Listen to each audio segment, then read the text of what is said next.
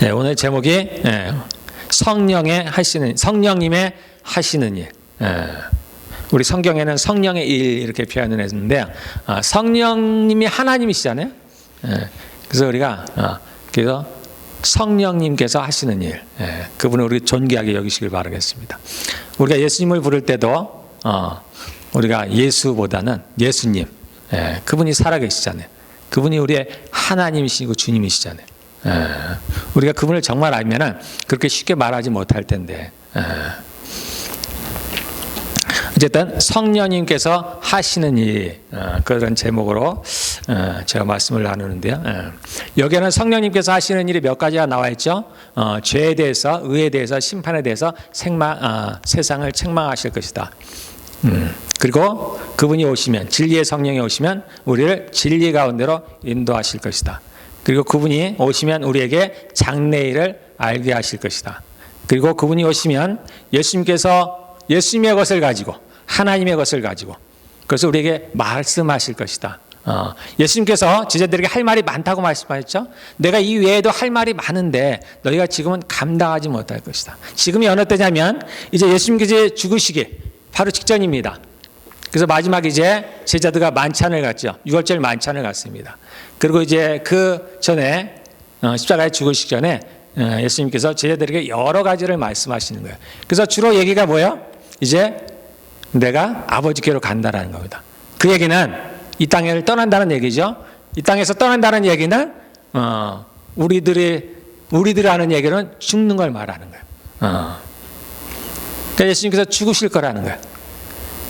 물론 그것이 끝이 아니고 이제 주님께서 죽으시고 3일 만에 부활하실 거라는 것을 몇 번을 제자들에게 얘기를 했습니다. 그리고 이때도 얘기를 했는데 그전에도 얘기를 했습니다. 그런데 그전에는 물론 그것을 들을 때마다 제자들이 마음이 좋지는 않았죠. 근심이 됐습니다만, 그렇지만 예수님께서 활동을 계속해 나가셨어요. 그러니까 그때 당시에는 들을 때는 슬프고 근심됐지만 그러나 곧 이제 잊어버리는 거예요. 그런데 오늘은 보니까 왠지 분위기가 달라요. 정말로 그 마지막 때가 온 것 같아요. 주님이 말씀하시는 정말로 그 죽음의 때가, 즉 제자들을 떠날 때가 다가온 것 같은 것을 이제 제자들도 느낌으로 아는 거예요. 온몸으로 아는 겁니다. 지금 그러한 때요. 그래서 예수님께서 이제 제자들을 떠나시기 전에 그 제자들에게, 정말로 사랑하는 제자예요. 정말로 사랑하는 제자에게 이제 말씀을 하시는 장면입니다. 이제 언제 볼지 모르죠. 얼마나 후에 그 제자들이 이 땅에서 우리에게 죽음을 맞이하고 다시 예수님을 보는지 얼마나 걸릴지 모르지만 그때까지 이제 떨어져 있는 겁니다.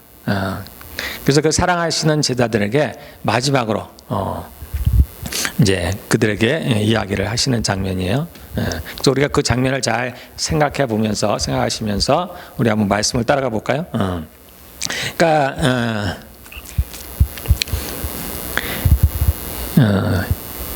이들이 이렇게 예수님과 함께 있을 때는 예수님이 이제 그들을 지키셨지만 이제 예수님이 떠나가면 제자들이 핍박을 받을 거라고 얘기하는 겁니다. 그래서 누구한테 핍박을 받냐면 그 다른 그 이스라엘 유대인들에게 핍박을 받아서 출교를 당한다는 얘기예요. 출교를 당한다는 것은 이제 유대인에게서 떠나는 거예요. 그들은 평생 하나님을 믿어왔습니다. 자신은 특별한 선민들이라고 알고 평생을 살아왔어요. 그 모든 가족들, 주변의 친척들, 아는 모든 사람들. 그런데 그들로부터 그들이 출교를 당한다는 거예요. 이들에게는 굉장히 무서운 일입니다. 이 당신은 뭐 어디로 떠날 수 있는 것도 아니죠. 그러한 일을 당한다는 겁니다. 그런데 그런 일을 하는 사람들이 이런 일을 누구의 이름으로 한다고요? 하나님의 이름으로 한다는 거예요. 하나님을 섬긴다고 하면서, 그리고 이것이 하나님의 기뻐하는 일이라고 하면서 이 제자들을 쫓아낼 거라는 겁니다. 그들이 왜 그와 같은 일을 하느냐면은 3절에 나온데도 그들이 아버지와 아버지와 예수님, 아버지와 아들을 알지 못하기로 했답니다. 그들의 조상 때부터 그들은 하나님을 믿어왔습니다. 그리고 하나님을 믿는 것, 하나님을 아는 것으로 굉장히 자부심을 갖고 있었어요. 그리고 그들은 평생을 걸쳐서 이 성경을 연구해 왔던 사람들입니다. 그래서 하나님이 주신 그러한 계명들, 율법을 지키는 것을 평생의 목적으로 삼고 살아가는 사람들이에요. 그런데 그러한 그들이 막상 그 하나님이 왔는데 그 하나님을 알아보지 못하는 거예요. 세상에 이런 일이 있습니까? 바리새인들이 예수님께 묻습니다. 도대체 당신은 누굽니까? 좀 우리한테 분명히 좀 얘기해달라. 예수님께서 말씀하시기를 나는 처음부터 너희에게 말하여 온 자라. 그들에게 처음부터 말하여 온 자가 누굽니까? 이스라엘 하나님이요. 그들이 하나님이라고 믿는 그분입니다. 아브라함 때부터 그들에게 늘 얘기해왔던 그가 바로 나다라는 거예요. 믿어질 리가 없죠. 믿을 리가 없습니다. 그런데 하나님은 예수님이 하나님이십니다. 예수님은 거짓말을 할 수가 없죠. 그러니까 그분은 진실을 얘기하는 거예요. 나는 처음부터 너에게 말하다 온 자라. 너희가 믿는 그 하나님이 바로 나다라고 그러는 거예요.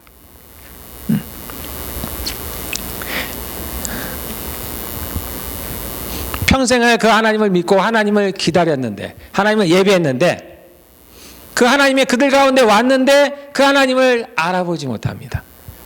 그 하나님을 핍박하고 심지어는 그 하나님을 자신들의 손으로 죽이는 그러한 일이 발생을 하고 있습니다. 그리고 그 하나님을 따르는 이들을 죽이면서 이것이 하나님의 일이라 라고 한답니다. 근데 이것은 비단 그때만 벌어지는 일들이 아닙니다. 지금도 이런 일들은 벌어져요. 멀리 생각할 것이 없습니다. 우리에게 그런 일들이 벌어지는 거예요. 근데 그 이유가 뭐라고 해요? 하나님과 예수님, 즉 하나님을 바르게 알지 못하기 때문입니다. 그래서 우리는 늘 스스로를 한번 돌아봐야 됩니다. 성경은 얘기하기를 여호와를 경외하는 것이 지혜의 근본이며 전능자를 아는 것이 명철이다. 하나님을 아는 것이 명철이라는 겁니다. 같은 얘기, 지혜라는 겁니다. 하나님을 아는 것이 지혜라는 거예요. 하나님을 알면 세상을 압니다. 세상 사람들이 세상에 대해서 얘기를 하지만 실제 세상 사람들은 그 세상을 몰라요. 제대로 알지 못합니다. 성경은 그래서 얘기하죠. 너희가 안다고 하니까 오히려 모른다는 거예요. 너희가 본다고 하니까 오히려 소경이라는 겁니다. 세상은 정말 세상을 알지 못합니다. 하나님을 아는 것이 지혜예요. 왜냐하면 세상을 만드신 이가 하나님이세요. 우리를 지으신 분이 하나님이십니다. 우리의 마음을 지으신 이가 하나님이세요. 그래서 그분을 알면 세상을 알게 되는 겁니다. 그러다 보니까 세상이 얘기하는 거와 어긋나죠. 그러니까 핍박을 받는 거예요. 하나님을 아는 사람들이, 하나님을 바르게 전하는 사람들이 핍박을 받을 수밖에 없는 겁니다. 세상은 하나님을 올바로 알지 못하기 때문이에요. 혹시라도 나도 그러한 무리 중에 한 사람일 수 있습니다. 그래서 여러분들이, 저도 마찬가지고 우리는 늘 돌아봐야 돼요. 우리 하나님을 본 사람이 없어요? 하나님의 음성을 들은 사람도 없습니다. 그냥 우리는 주의 이름을 부를 뿐이에요. 하나님을 부를 뿐입니다. 그냥 응답하시는 자가 하나님이신 것을 그냥 믿는 거예요. 우리가 하나님을 알려면 우리가 성경을 알아야 돼요. 하나님은 왜 이스라엘이라는 한 나라를 택하시고 그 전에 아브라함을 택하셨죠? 그리고 이스라엘이라는 나라를 만들어서 거기에 자신을 드러내셨습니다. 자신을 나타내셨어요. 이유는 이제 진짜는 예수님이시죠. 예수님입니다. 그런데 그러한 과정이 없이 예수님이 어느 날 나타나서 자신이 하나님이고 나를 믿으면 구원을 받는다는 것이 얘기가 되었다면 대부분의 사람들이 믿질 않아요. 받아들이지 않습니다. 지금 우리가 그러한 이스라엘이 믿는 그 하나님이 우리가 믿는 하나님이랑 같다는 걸 우리가 알고 있습니다. 그럼에도 불구하고 우리가 하나님에 대해서 잘 몰라요. 그런데 그런 이스라엘의 역사가 없다면, 그러한 과정이 없었다면 우리가 하나님에 대해서 더더욱 알 수가 없습니다. 그래서 하나님께서는 미리 아브라함을 택하시고 이스라엘을 만들 특별한 한 나라를 만들어서 그 가운데 자신을 드러내시는, 자신을 나타내는 겁니다. 진짜가 왔을 때 우리가 그를 알아보더라. 그래서 우리가 성경을 알아야 돼요. 성경을 배워야 되는 이유가 여기 있습니다. 그 성경에 하나님께서는 자신을 나타내셨습니다. 그분이 어떠한 분이신지. 그래서 우리가 성경을 통해서 그렇게 하나님을 알 수가 있습니다. 뿐만 아닙니다. 하나님은 살아계신 하나님이세요. 그분은 우리에게 말씀하시는 하나님이십니다. 우리와 교제하시는 하나님. 심지어 그 하나님은 우리 안에 사시는 분이십니다. 그래서 그 하나님과 교제가 있어야 돼요, 여러분들. 제가 여러분을 아는 것은 여러분들과의 교제가 있기 때문이에요.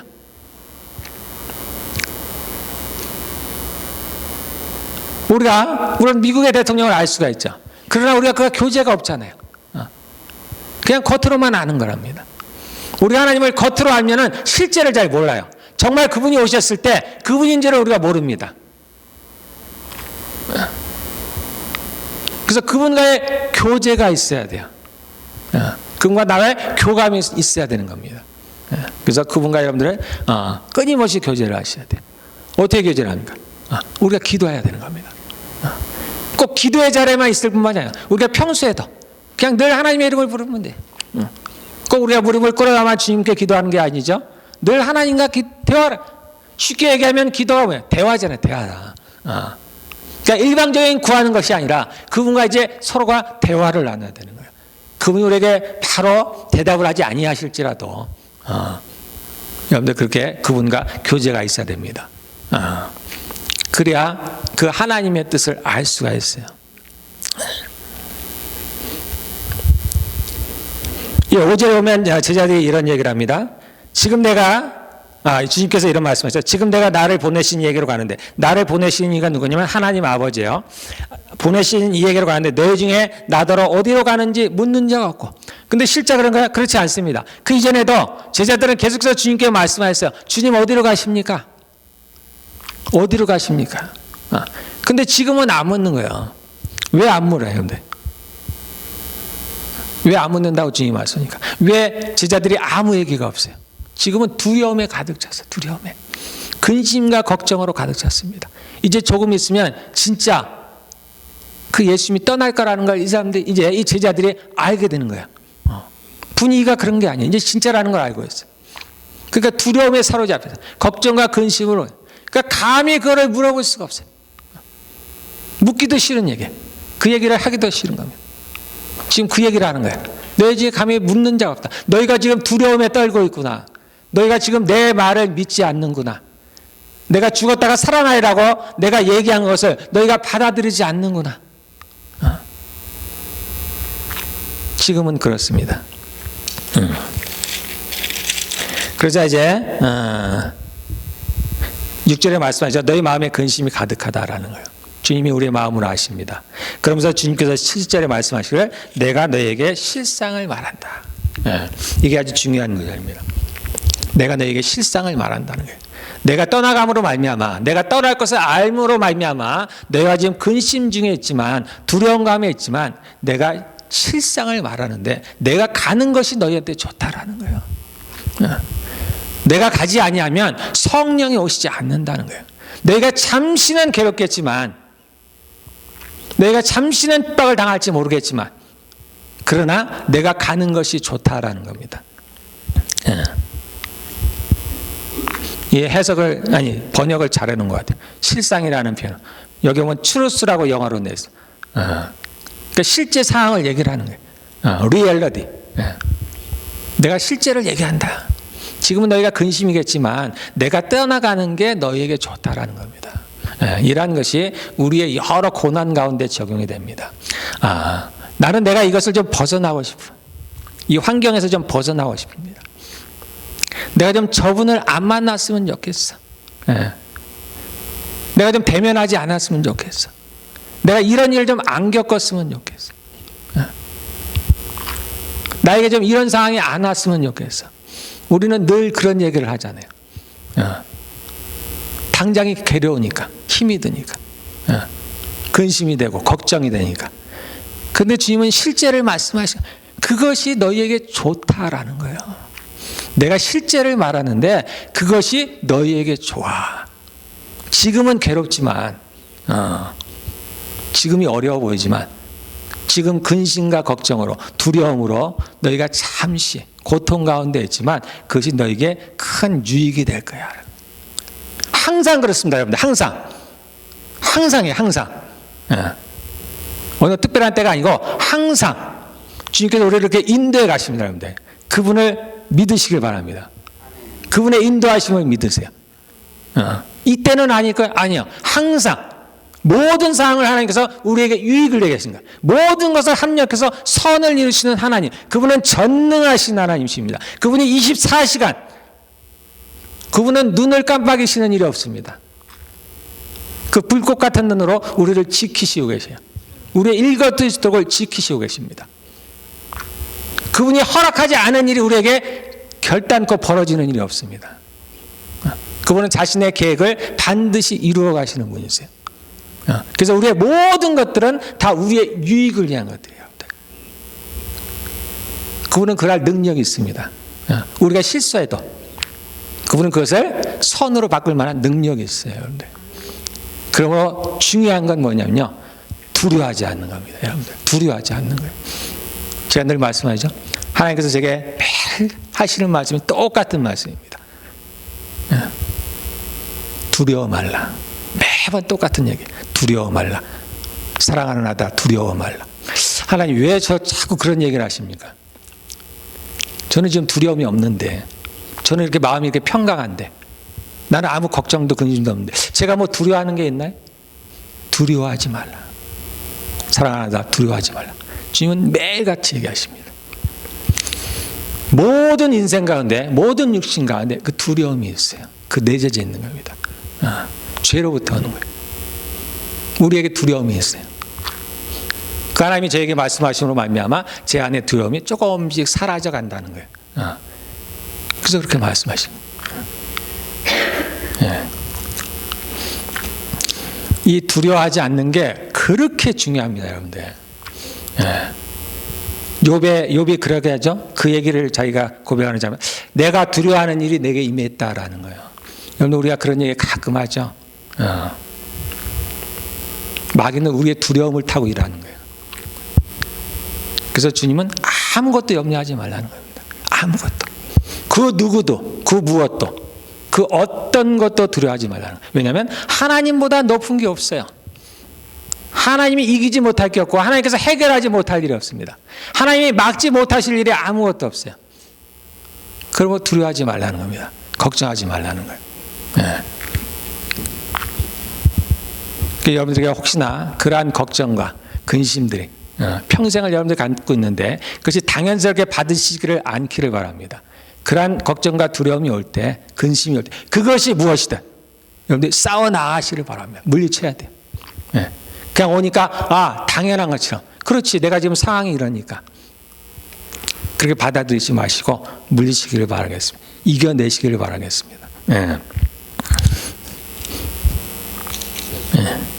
자, 8절부터 보면은 이제 성령님이 오셔서, 그가 와서, 성령님이 오셔서 우리에게 뭘 하시냐면 죄에 대하여, 의에 대해서, 심판에 대하여 세상을 책망하시라. 그러면서 이제 9절에 죄에 대하여라면 그들이 나를 믿지 아니하며, 10절에 의에 대하여라면 내가 아버지께로 가니 너희가 다시 나를 보지 못하며, 심판에 대하여라면 일상 임금이 심판을 받았습니다. 그래서 요 세 가지에 대해서, 죄와 의와 심판에 대해서 말씀을 하십니다. 근데 이제 우리가 이제 9절만 보면 좀 이해가 안 되죠. 왜냐하면 이거는 약간 번역상의 문제가 있어요. 늘 그렇지만은 이 한국어인데도 우리가 잘 몰라요. 그다지 어려운 얘기가 아닙니다. 근데 저도 몰랐었어요. 저도 어려웠어요. 도대체 이해가 안 되는 거예요. 근데 쉽게 생각하시길 바라겠습니다. 성령님께서 오셔서 죄와 의와 심판에 대해서 세상을 책망한다는 얘기를, 뭐 책망한다는 게 뭐 화낸다 그런 것, 뭐 책망 자체가 그런 뜻이기는 하지만 그런 거라기보다는 세상이 이제 잘못 알고 있는 것에 대해서 알려주신다, 또는 죄와 의와 심판에 대해서 알려주실 거다라는 거예요. 그걸 바르게 알려주실 거다라는 얘기입니다. 그래서 다른 성경 버전에는 아주 다르게 해석이 되어 있어요. 아주 쉽게 해석이 되어 있습니다. 그래서 성령님께서 오시면 우리에게 죄에 대해서, 의에 대해서, 심판에 대해서, 뭐 세상에게는 관심이 없죠. 성령님께서 우리에게 오시니까 우리에게서 이런 것들을 알려주신다라는 겁니다. 아주 심플하게 여러분들 이걸 제가 설명을 하겠습니다. 죄에 대해서라면은 나를 믿지 아니함이다라는 거. 간단히 얘기하면 그들이 예수님을, 이스라엘 백성들이 예수님을 믿지 않았죠. 심지어는 그를 죽였습니다. 또 이 세상도 예수님을 믿지 않습니다. 그것이 죄라는 얘기예요. 간단히 하면 그게 죄라는 겁니다. 사람들은 죄인지 모르지만 그것이 죄라는 얘기입니다. 우리가 혹 얘기하기를 예수님을 믿지 않았기 때문에 지옥에 간다. 이것은 글쎄요, 100% 틀리다고는 얘기할 수는 없지만 그렇지는 않은 겁니다. 예수님을 믿지 않았기 때문에 지옥을 가는 게 아니고 원래 우리는 다 지옥에 갈 사람들이에요. 그런데 예수님을 믿음으로 말미암아 우리가 구원을 받는 거예요. 예수님을 믿지 않든 간에 우리는 다 죄인들이에요. 그러나 예수님을 믿지 않으면은 그 죄 때문에 우리는 원래 가는 지옥으로 가는 거예요. 그러나 우리가 예수님을 믿을 때 우리가 예수님의 피로 말미암아서 우리가 구원을 받게 된다라는 겁니다. 그래서 죄라는 것은 우리가 율법을 배우죠. 율법을 어기는 게 죄예요. 죄가 뭐냐고 할 때는 죄는 원어로 보면은 보통 이게 이제 우리가 화살을 쏘는데 관역에서 벗어났다 이런 표현을 많이 합니다. 그렇게 설명들을 많이 해요. 설명할 때. 그래서 관역을 벗어났다는 얘기요. 이것을 우리가 조금 알기 쉽게 얘기하면 하나님께서 창조하신 목적대로 행하지 않는 게 다 죄예요. 무화과나무를 한번 보세요, 여러분들. 예수님께서 그 예루살렘에 가셨을 때 시장하셨다 그랬죠. 배가 고팠어요. 그래서 저기 있는 무화과나무를 보고 갔어요. 그랬더니 열매가 맺힌 줄 알고 열매를 따먹으려고 했는데 열매가 없었어요. 그래서 예수님께서 그 무화과나무를 저주합니다. 그랬더니 무화과나무가 말라 죽었어요. 여기서 하나 예입니다. 하나님께서 무화과나무를 창조하셨을 때 무화과나무가 해야 될 일은 뭐예요? 열매를 맺어야 되는 거예요. 그 하나님의 창조의 목적에서 벗어났을 때 이것이 죄라는 거예요. 우리는 도대체 왜 사랑하지 않는 게 죄냐고 묻는 거예요. 사랑하지 않는다고 이 세상에선 죄가 아니죠. 근데 주님은 말씀하시기를 사랑하러 행하지 않는 게 다 죄라는 거예요. 왜냐하면 하나님이 우리를 만드셨을 때 사랑하는 존재로 만들었기 때문입니다. 하나님을 경배하지 않는 게 죄예요? 세상은 죄가 아니죠. 내가 하나님을 예배하지 않는다고 무슨 죄예요? 내 임의대로 하면 되는데. 그러나 하나님이 우리를 만드셨을 때 하나님을 찬송케 하게 만드셨다는 거예요. 하나님을 예배하는 자로 만드셨다는 겁니다. 그래서 그 목적에서 벗어났기 때문에 벗어난 것은 죄라는 거예요. 하나님으로부터 비롯되지 않는 것은 다 죄입니다. 그래서 믿음으로 행하지 않는 것도 죄예요. 이웃을 돕지 않는 것, 선을 행할 줄 알고도 행하지 않는 게 죄다라는 겁니다.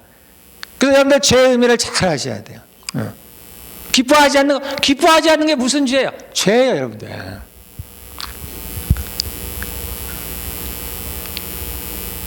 하나님의 법이에요, 여러분들. 하나님의 법입니다. 예전에 왕이 있었죠. 왕이 있는 시대가 있습니다. 지금도 왕이 있는 나라가 있지만 옛날 왕하고는 다르죠. 그 옛날 그 왕은 자신이 법이요, 법. 그날 어떤 것을 써서 이렇게 하라 그러면 그게 법이에요. 그걸 어기면은 죽는 거야. 그 옛날 시대에는 그 나라에서 가장 큰 죄가 뭐예요? 살인죄? 아니요. 반역죄가 제일 큰 거야. 왕의 명령을 따르지 않는 게 제일 큰 거예요, 여러분들. 하나님은 한 나라의 왕이 아닙니다. 이 우주의 왕뿐만이 아니라 이 우주와 우주 밖에 그 하나님의 나라의 왕이에요. 모든 것의 왕입니다. 그분이 기쁨이 그분에게 속한 거예요. 그분 앞에 충만한 기쁨이 있고 그의 오른편에 영원한 즐거움이다. 기쁨과 즐거움이 하나님께 속했어요. 그래서 우리는 기쁨과 즐거움을 누리는 존재로 지어졌습니다. 그래서 천국에 가면 기쁜 거예요, 여러분들. 그래서 우리에게 말씀하시길 너희는 기뻐하라고 말씀하시는 거예요. 그러니까 기뻐하라면 기뻐해야 되는 거예요. 그렇지 않으면 이게 죄인 거예요, 여러분들. 웃을 일이지만 실제예요, 실제. 그러니까 원래는 죄가 그러한 것들이에요, 여러분들. 그러니까 회개할 일이 어마어마하게 많죠. 우리가 매일 근심 가운데 지내는 게 죄입니다, 여러분들. 그래서 걱정하지 말고 근심하지 마라. 항상 기뻐하고 감사라는 얘기입니다. 단지 하나님께서 우리의 상태를 아시기 때문에 용서를 해주시는 거예요. 그냥 봐주시는 거예요.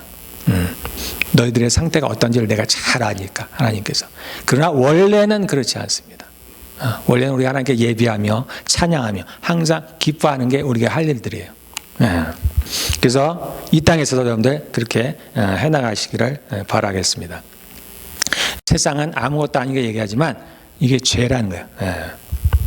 우리가 하나님을 모르는 게, 우리가 죄 중에서 큰 죄가 여러분들 뭔지 아십니까? 하나님을 모르는 게 큰 죄예요. 심판 때 하나님을 모르는 게 큰 죄입니다, 여러분들. 그를 우리도 이 땅도 그러잖아요. 내 자녀가 나를 몰아보면 어떻게 해요? 내가 자신의 부모인데 나를 못 알아보는 자녀가 있으면 어때요? 그게 죄인이라고 우리 안 하나요? 그런 것 같습니다. 우리를 지으신 이가 하나님이십니다. 천지를 지으신 이가 하나님이세요. 우리가 그를 모르는 것이 죄입니다. 마찬가지로 예수님은 우리의 구원자십니다. 우리가 그를 믿어야 하는 거예요. 그리고 그를 믿지 않는 것이 죄예요. 그래서 성령님께서 이것을 알게 하신다라는 겁니다. 자, 의에 대하여라면 내가 아버지께로 가니 너희가 다시 나를 보지 마. 내가 아버지께로 가는 것과 너희가 나를 다시 보지 못하는 건 같은 얘기예요. 아버지께로 가니까 다시 못 보는 겁니다. 같은 얘기예요. 근데 왜 이게 의냐? 왜 의에 대해서 얘기냐? 자, 아버지께 의라는 얘기는 항상 기준이 있습니다. 우리가 지금 죄에 대해서 얘기했죠? 죄의 기준이 뭐예요? 항상 하나님이에요. 하나님. 천지를 만드신 그 하나님. 이 땅에서 그 기준이 뭐예요? 우리가 캐나다면 캐나다가 기준이죠. 이 땅에 왕이 있다면 왕의 기준인 겁니다. 하나님의 기준이에요. 하나님이. 그래서 하나님에 속한 거는 다 의로운 겁니다. 다 선이에요. 그 하나님을 벗어난 거 다 불법이에요. 불법. 그 지옥은 다름이 아닙니다. 하나님이 계시지 않는 것이에요. 그래서 거기는 무서워요. 하나님께 속한 게 없어요. 자유가 없습니다. 기쁨이 없어요. 즐거움이 없고 평안이 없고 안식이 없는 거예요. 지옥은 그런 것입니다. 천국은 반대죠. 하나님이 계신 것이에요. 하나님께 속한 겁니다. 그러니까 하나님께 속한 게 의예요. 예수님이 하나님께 돌아갔다는 얘기는 예수님이 의롭다라는 거예요. 그분이 의로운 분이라. 세상은, 유대인들은 그 예수님을 죄인이라고 십자가에 못 박았지만 하나님이 그를 의롭다 하셨다는 거예요. 그가 하나님께로 돌아갔다는 겁니다. 하나님께 쫓겨나지 않았다는 거예요. 반대로 예수님을 십자가에 못 박은 그들은 이제 하나님께로부터 떠나게 되는 겁니다. 그들이 불법이 되는 거예요. 이게 의라는 거예요. 이게. 그러니까 하나님께 속한 자, 우리가 하나님께 속았죠? 예수님께 속한 자. 예수님이 하나님께 속했으니까 예수님께 속한 우리가 의인이라는 거예요. 우리가 의인이라는 거예요. 그 얘기입니다. 자, 11절에 심판에 대하여라면 이 세상 임금이 심판을 받았다라는 거예요. 자, 세상은 모르죠. 세상은 아무것도 모릅니다. 세상은 하나님도 모를 뿐만 아니라 마귀에 대해서도 몰라요. 천사도 모르고 아무것도 모릅니다. 이것에 관심도 없어요. 이제 우리에게 하시는 말씀이에요. 우리에게 하시는 말씀이. 이 세상 임금이라고 하면 마귀, 사단을 얘기하는 거예요. 그가 심판을 받았다라는 거예요. 그런데 심판을 받았는데 왜 세상이 이럴까? 아직 집행이 안 됐을 뿐입니다. 우리도 똑같죠. 우리가 구원을 받았지만 아직 천국에 들어가지 않은 것처럼 마귀는 지옥의 심판을 받았죠. 즉 유죄 판결을 받았습니다. 아직 그 지옥, 즉 감옥으로 가지 않은 상태인 것뿐인 거예요. 그래서 세상 임금이 심판을 받았다라는 것을 이제 알리신 겁니다. 제가 이 부분에 대해서 조금 더 설명을 얘기를 하면 여러분들이 뭐 흥미도 있을 것 같아요. 왜 이렇게 오래 걸렸을까? 마귀가 심판을 받는데. 우리가 아는 대로 태초에 보면, 창세기에 보면 아담과 하와가 번제했습니다. 누구의 유혹을 했냐면 뱀의 유혹. 사실은 근데 사단이죠. 사단이 유혹을 했어요. 그러므로 셋 다 범죄를 저질렀습니다. 만약에 사단이 하와와 아담을 강제로 그 선악과를 먹게 했다면 아담과 하와는 죄가 없었을 거예요. 그런데 우리는 이것이 마치 모든 각본에 짜여진 것 같다고 그렇지 않아요, 여러분들? 그렇지 않습니다. 단지 주님은 미래를 알 뿐이에요. 그래서 아담과 하와가 이 뱀의 유혹을 이겼으면 어떻게 됐을까? 이겼으면 이러한 삶은 없습니다. 지금 같은 세상은 없죠. 순탄하게 주님은 자신의 목적을 이루어갔을 것입니다. 그런데 아담과 하와가 거기서 실수를 저질렀어요. 범죄를 하게 됐습니다. 그런데 강제로가 아니고 어떻게 보면 자신의 의지가 들어간 거예요. 뱀은 유혹을 했지만 거기에 하와와 아담이 넘어간 거죠. 그래서 셋 다 죄를 범한 거예요. 셋 다 죄를 범했습니다. 그리고 하나님께서 이제 아담과 하와를 부르셨습니다. 뱀에게는 뭐 얘기할 것도 없어요. 뱀은 이제 벌을 받아야 되는 겁니다. 근데 아담과 하와에게는 하나님이 그들을 사랑하셨기 때문에 한 번의 기회를 줍니다. 다시 말해서 회개할 기회를 주신 거예요. 근데 우리가 아는 대로 성경에 뭐라고 나왔습니까? 아담과 하와가 회개하지 않았죠. 회개하지 않았습니다. 하와가 분명히 그 선악과를 먹었어요. 그런데 하와가 입을 닫습니다. 그 얘기하기를 나는 먹지 않았습니다. 아담도 똑같죠. 여기는 나와 있지 않지만 아담도 똑같아요. 다른 성경에는 나와 있습니다. 아주 비밀스럽게 나와 있어요. 아담도 마찬가지입니다. 아담도 내가 먹지 않았습니다. 하나님께 거짓말을 했어요. 분명히 하나님께서 그들에게 기회를 주었습니다. 그런데 그 둘이 다 회개하지 않았어요. 하와는 입을 닫고 내가 먹지 않았다 하고 아담도 자기가 먹지 않았다고 했습니다. 그리고는 하와의 결국은 이제 하나님께서 그것을 보이셨겠죠. 그러자 아담이 핑계를 댔습니다. 당신이 내게 주신, 하나님께서 내게 주신 저 하와 때문에 내가 어쩔 수 없이 막 핑계를 댔어요. 책임을 전가했어요. 이 핑계는 거짓말이에요, 여러분들. 그래서 그 아담과 하와가 할 수 없이 하나님께서는 벌을 줘야만 했습니다. 그런데 하나님은 이 아담과 하와를 사랑했어요. 사랑했습니다. 그런데 하나님의 공의로는 사단만 벌을 줄 수가 없어요. 이들은 셋 다 벌을 보면서 그래서 다 멸해야 되는 거예요. 그런데 하나님께서는 이 아담과 하와를 멸하기를 원치 않으셨어요. 그분이 가진 분노보다도 자신에게 불순종한 분노보다도 그 아담과 하와를 사랑하는 마음이 더 컸습니다. 그래서 주님은 그들에게 가지곡을 입히시고 에덴 동산에 쫓겨냈지만 그러나 하나님은 그들을 다시 살릴 계획을 하셨어요. 그 계획을 이루신 것이 이제 예수 그리스도를 이 땅에 보내신 것입니다.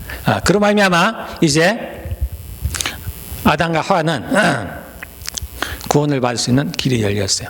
자, 이제 이 사단이 그 아담과 하와를 꿰므로 말미암아 하나님께 범죄를 했지만 아까 얘기한 대로 그로 말미암아 하나님께서 그를 벌할 수 없었습니다. 그래서 그걸로는 사단을 벌할 수가 없었어요. 그래서 사단이 의기양양하게 이 땅에서 왕노릇을 한 거예요. 그때부터. 정확하지는 않지만 우리가 아는 대로 한 4천여 년 동안에 이제 이 땅에서 왕노릇을 했어요. 사람들 가운데 왕노릇을 했습니다. 죄를 가지고 우리가 아는 대로 율법을 가지고 왕노릇을 했습니다. 자, 그런데 이제 예수님께서 이 땅에 오셨어요. 그리고 여기서 이제 심판을 받았다는 얘기는 사단이 여기서 큰 죄를 범했다는 얘기예요. 하나님께. 바로 죄가 없으신 예수님을 십자가에 못 박혀 죽였다는 겁니다. 사람 겉으로는 사람이지만 그 사람들을 선동한 예전에 하와와 그 아담을 선동한 것처럼 이 사람들을 선동한 것이 마귀인 거예요. 그 사람들을 선동해서 예수님을 십자가에 죽인 겁니다. 예수님은 죄가 없죠. 그러니까 죽일 수가 없어요. 여기서 죄를 범하게 된 거예요. 그로 말미암아 사단은 비로소 여기서 정죄를 받게 되는 거예요. 그래서 이 마귀가 여기서 심판을 받게 됩니다. 심판을 받게 되니까 그 결과로 어떻게 됐느냐? 그의 권세를 빼앗겨 버렸어요. 그래서 권세가 누구한테 갔어요? 예수님께 갔습니다. 그래서 예수님께서 십자가에 부활하시고 이제 하늘과 땅의 권세, 이제 하늘만이 아니죠. 하늘과 땅의 권세를 내게 주었으니, 그리고 이제 마귀는 그로부터 어떻게 됐어요? 그가 무장을 해제당합니다. 그의 능력이 해제를 당해요. 그래서 이제 주님께서 비로소 그를 세상에 드러내서 웃음거리로 만드시고 그의 모든 무장을 해결해 보셨습니다. 그러므로 주님께서는 우리에게 말씀하시기를 너희는 두려워 말라라는 거예요. 저희 무장을 해제했다는 거예요. 이제 반대로 주님께서는 우리에게 내가 너에게 뱀과 전갈을 밟으며 원수의 모든 능력을 주었다라는 거야. 우리가 사단에 대해서 오해하는 두 가지가 있다 했습니다. 첫째, 사단은 없다. 자신을 속이는 거예요. 나는 없어라는 거예요. 세상에 속입니다. 또 하나, 마귀는 나는 큰 능력을 갖고 있어. 그래서 우리가 두려워 떠는 거예요. 마귀에게 큰 능력이 있는 줄 아는 겁니다. 그가 자신을 속이고 있는 거예요. 그러나 마귀가 우리보다 나은 게 하나 있어요. 그것은 뭐냐면 우리는 육체를 가지고 있기 때문에 우리가 보는데 한계가 있습니다. 우리는 서로의 마음을 알 수가 없어요. 우리가 속으로 하는 얘기를 알아들을 수가 없습니다. 그러나 마귀는 그거는 돼요.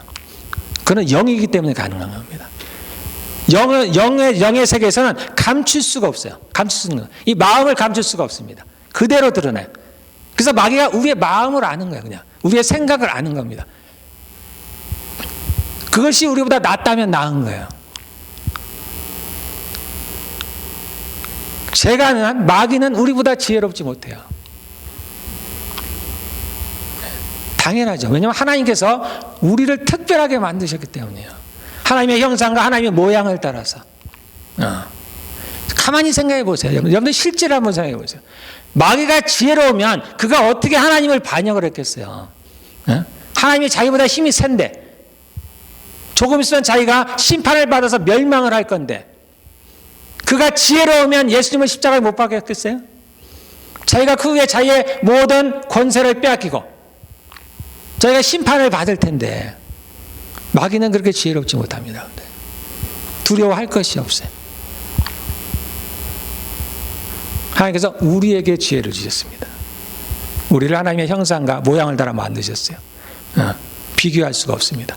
단지 우리는 지금 우리가 육체 안에 갇히게 돼요. 모르는 겁니다. 알 수도 없고. 그러니 여러분들 두려워 마시기를 바랍니다. 이렇게 성령께서 오셔서 그 마귀가 이제 심판을 받았다라는 것을 우리에게 알려주는 거예요. 그 얘기는 우리 보러 두려워 말라는 거예요. 예수께서 이 땅에 처음 오실 때 가브리엘 천사가 마리아를 찾아와서 하신 말 첫 번째 말 두려워 말라는 거예요. 두려워 말라. 두려워 말라.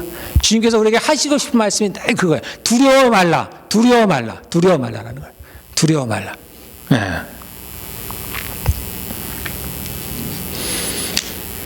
그 다음에 우리 16절부터 있으면 조금 있으면 너희가 나를 보지 못하겠고 조금 있으면 나를 16절부터 쭉 가면은 계속해서 똑같은 얘기입니다. 이 얘기예요. 이 똑같은 얘기를 굉장히 오래 해놨어요. 여러 절에 걸쳐서 해놨습니다. 저는 사실 이 얘기를 언급하고 싶진 않았어요.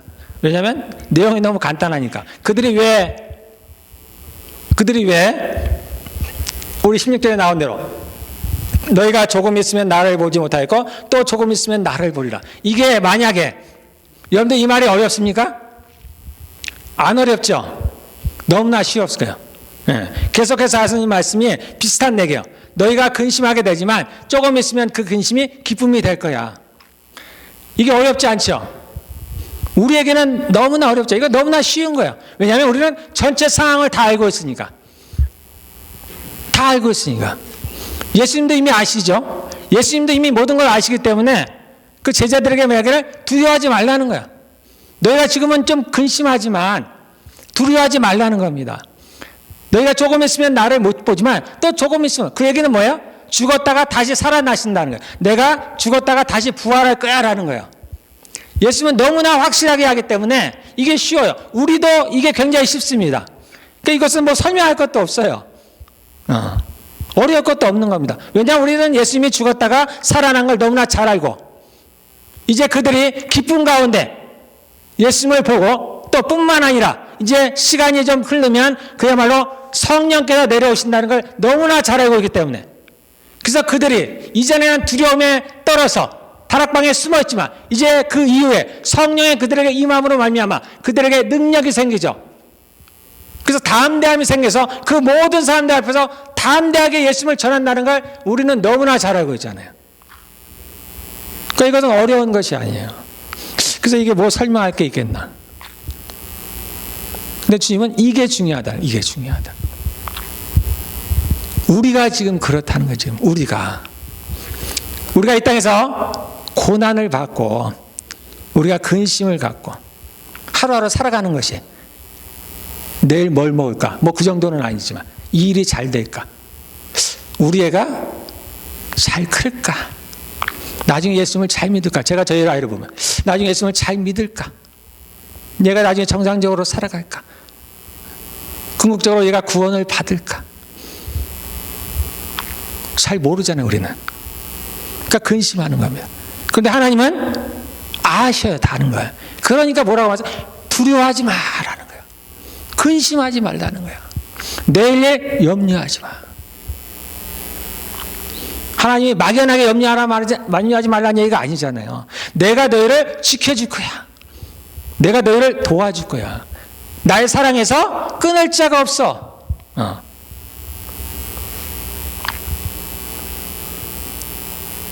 두려워하지 말라는 거예요. 놀라지 말라는 겁니다. 나의 의로운 손으로 너를 붙들어 줄게. 내가 참으로 너를 도와줄게. 주님이 돕는다고 하시는데 제게 하시는 말씀이 많은 다 잘 될 거야. 늘 하시는 말씀 다 잘 될 거야. 제가 지금 어떤 상황인지 알죠? 그러나 걱정 마. 다 잘 될 거야. 모든 게 내가 다 잘 되게 할 거야. 우리가 그렇습니다. 우리가 이 제자들 마냥 우리가 지금 이런 근심 속에 살아간다는 거야. 그래서 이게 중요하다는 거야. 그러지 말라라는 거야. 너희가 이미 지나갔기 때문에 모든 것을 보니까 어때? 우습지? 이 제자들이 근심하는 게 우습지? 아무 얘기도 아닌 것 같지? 똑같다는 겁니다. 우리 똑같다. 우리의 인생이 그렇다는 거야. 내가 두려워하는 거, 염려하는 거 아무것도 아니라는 거야. 아무것도. 우리가 걱정해야 될 건 딱 하나뿐이 없습니다. 하나님을 두려워하면 돼요. 우리가 구원은. 근데 우리가 구원 얻었잖아요.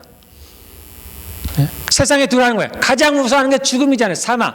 근데 우리는 죽음을 이긴 사람들이잖아요. 두려워할 게 뭐가 있냐.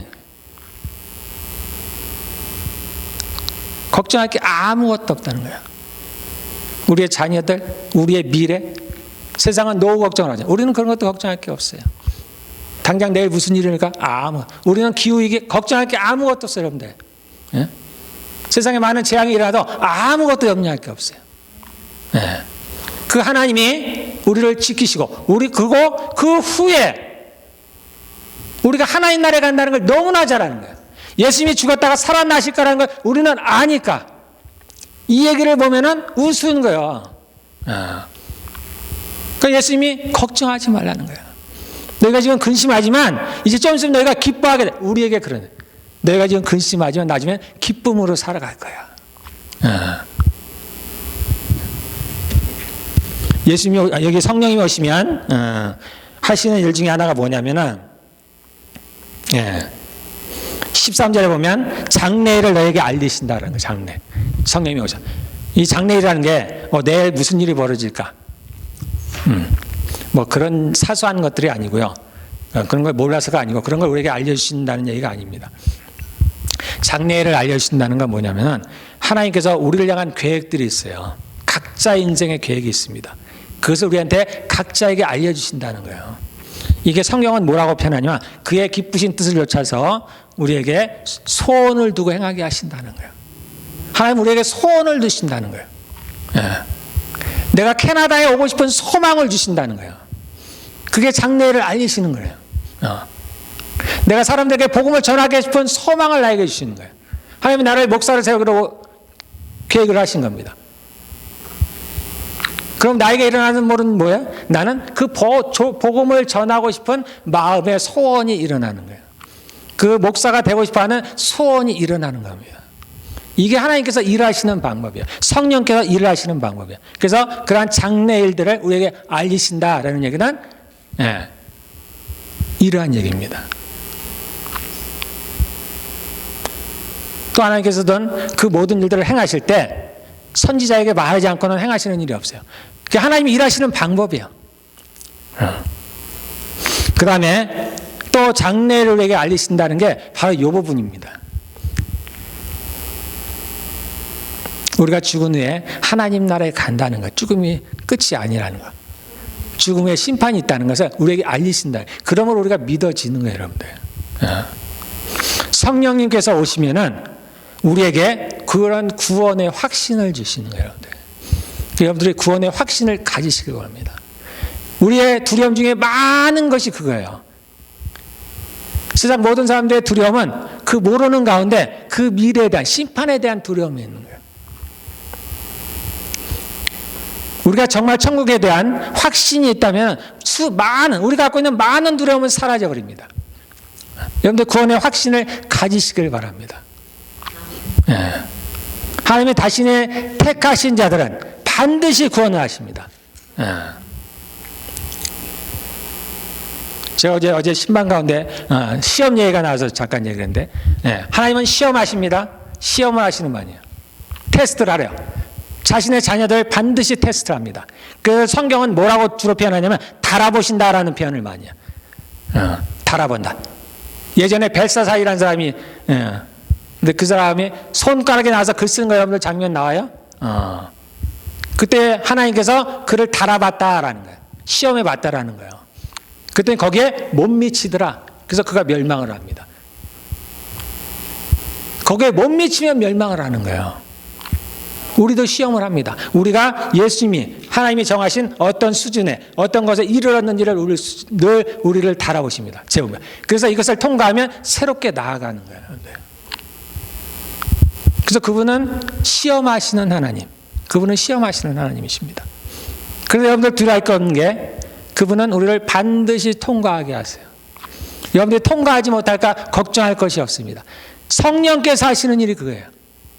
우리를 다듬으셔서, 우리를 만드셔서, 우리를 이끌어주셔서, 우리를 인도하셔서 그 시험을 통과하게 하시는 하나님이요. 제가 장담컨대 못 통과하는 사람 한 사람도 없습니다. 하나님이 택하신 자, 하나님의 자녀는 반드시 통과해요. 그게 성령님께서 하시는 일이에요. 그러니 우리가 두려워할 게 없어요. 내가 인생을 잘못 살았나? 참 너무 두려워할 게 없어요, 여러분들. 스스로 자신을 자책하는 사람들이 많아요. 이거 올바른가 이거. 아까 아담이 하와에게 책임을 전가하죠. 하와가 마귀에게 책임을 전가하는 거죠. 우리는 누군가에게 자꾸 책임을 전가합니다. 또는 자신에게 책임을 전가해요. 그리고 스스로를 의롭다고 잘못해가는 거죠. 이것도 안 죽고 저것도 안 죽어요, 여러분들.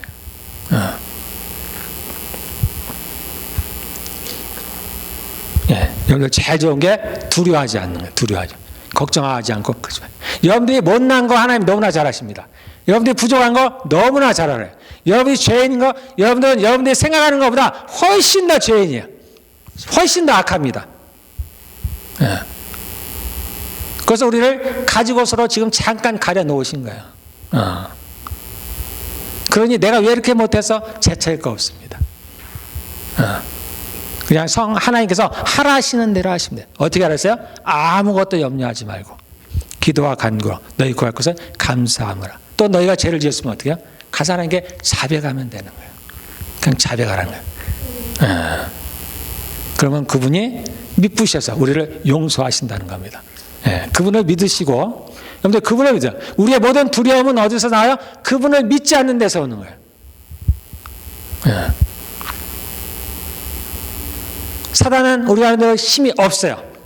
그런 능력이 없습니다. 하나님이 허락지 않은 것을 제가 할 수가 없습니다.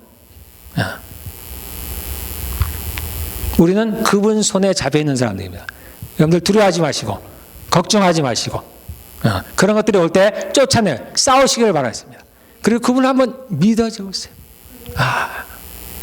정말 우리가 하나님을 믿어줘요. 그리고 하나님을 존귀하게 생각하시길 바라겠습니다.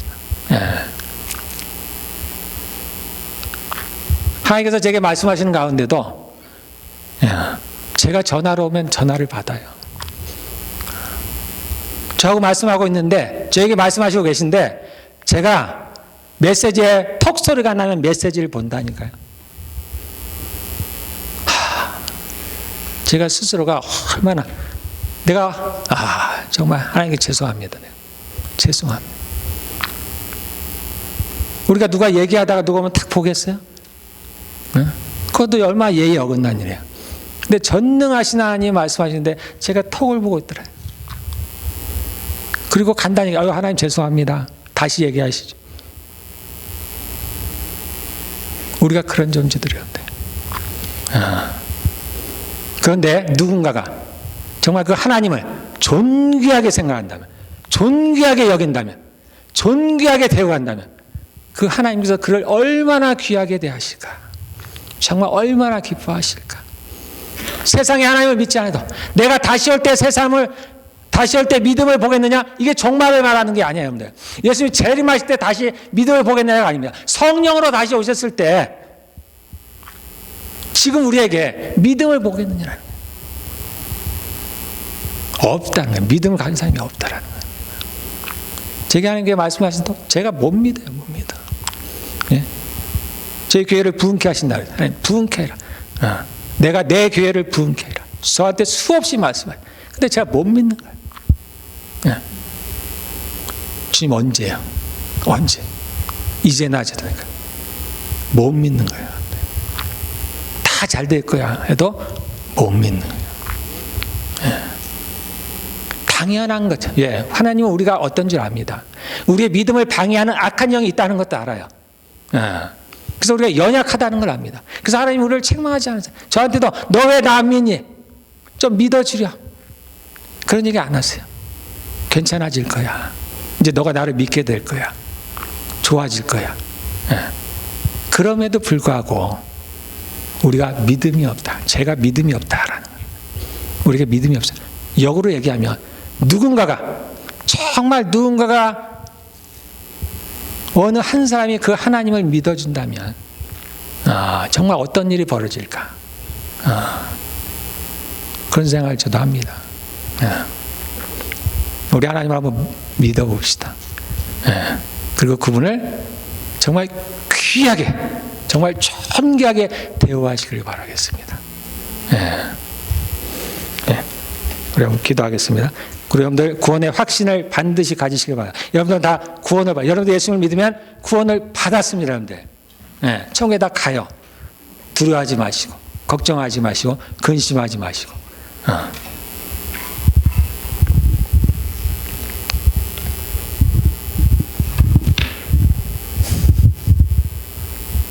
우리 한번 1, 2분 한번 개인적으로 기도하시기 바라겠습니다.